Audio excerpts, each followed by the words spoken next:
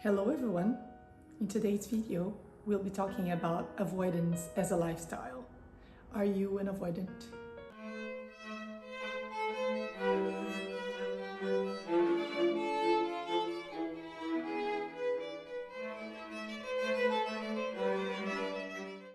Did you know you are actually avoiding your own life? Stay with me to the end of the video so I can explain you why. You are missing out the best things in life if you are a person that have avoidance as a lifestyle. We often avoid anything that makes us uncomfortable, and that's absolutely normal. We avoid conflict. Some people, not all.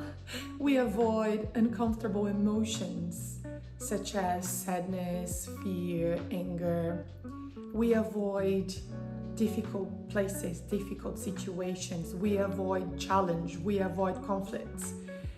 We avoid many things that takes us from our comfort zone. And that's okay. We do this. And the only reason we do this, it's because we can. I remember one day I told my husband, he was questioning me about my crying. I told him, look, I cry because I can. I've got tears, I got everything just working. So avoidance is just the same thing. We can avoid because it's something. It brings us comfort, it brings us relief. However, that's temporary. When we avoid difficult situations or difficult emotions, it might be something like a band-aid, right? But you're not actually working on the cause. So what's happening is you're teaching your mind that whatever is uncomfortable, I will avoid. Avoidance also brings us a sense of control, like we can control the outcomes and we'll be safe if we can control that. And my friends, my girlfriends out there, control is married to anxiety. So if we feel this big necessity to control everything, it's very likely that you're gonna feel more anxious than you had to. Because anxiety is something we also feel because, it's our coping mechanism and it helps us to survive as a species. But controlling is something that feeds anxiety badly. I'll talk about this in another video, not today.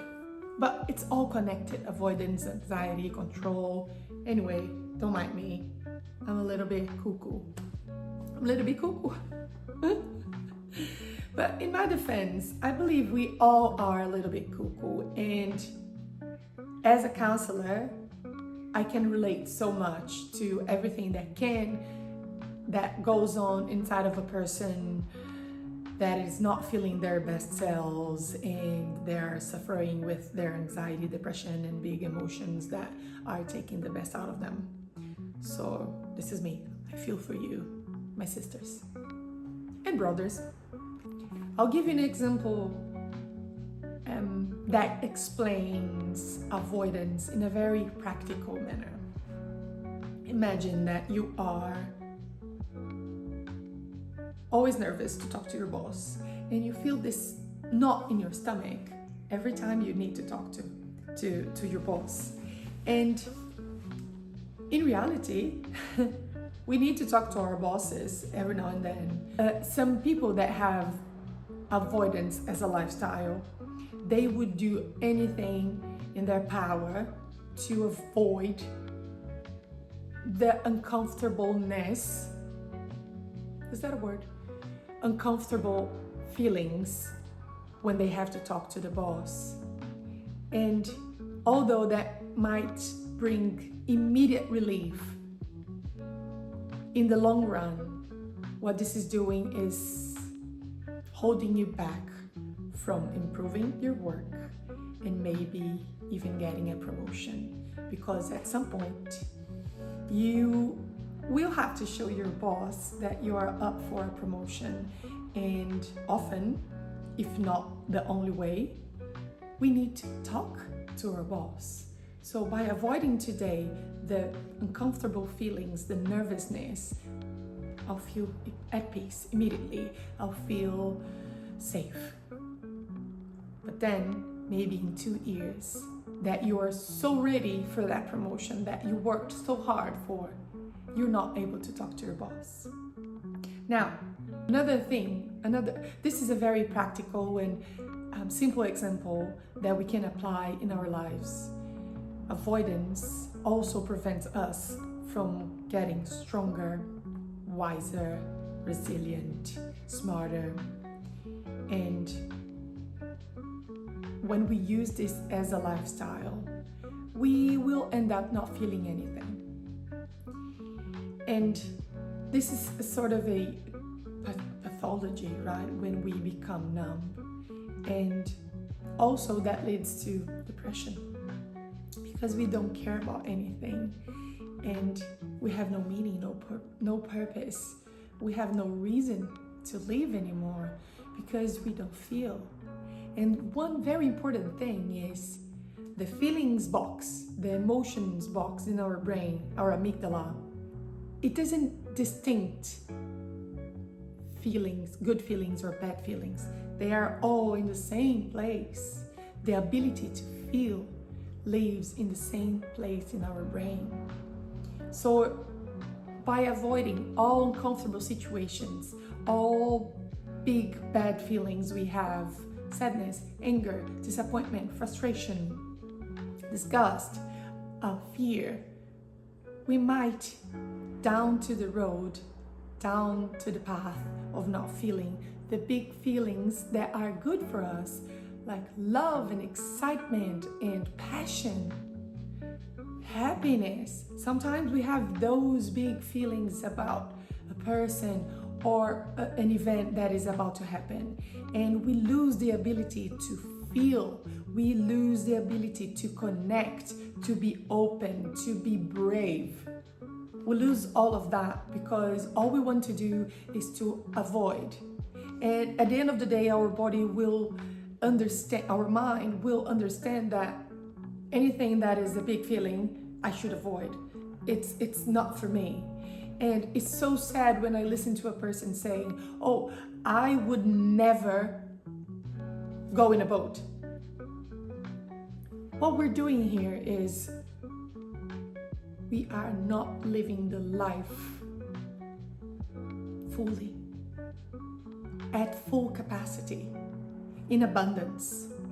So I just want to finish the video today encouraging you and me to try this. Challenge your avoidance, and you will become a better person in every single way in your life. How do I do that? You ask? This humble counselor might answer you. Challenge your fears. Expose yourself to these fears. And now speaking technically, it has to be in the very beginning. If you feel that you're nervous to talk to your boss today, it's fine, it's normal to feel nervous. It's inherent. It's an innate human emotion. You're nervous because you're human.